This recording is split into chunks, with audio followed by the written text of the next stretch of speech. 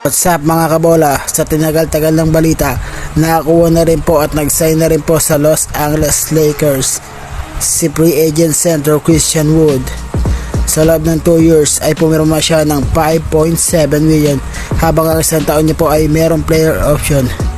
Si Christian Wood nga po ay dati nang naliling sa Los Angeles Lakers nitong free agent at sa ngayon po ay nakuha na siya ng Los Angeles Lakers na merong 2-year deal, 5.7 million.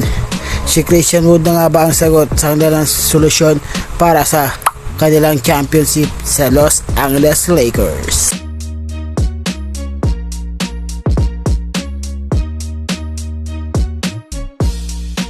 Balita naman po mga kabola, Danny Green nag-sign sa Philadelphia 76ers sa loob ng 1-year deal.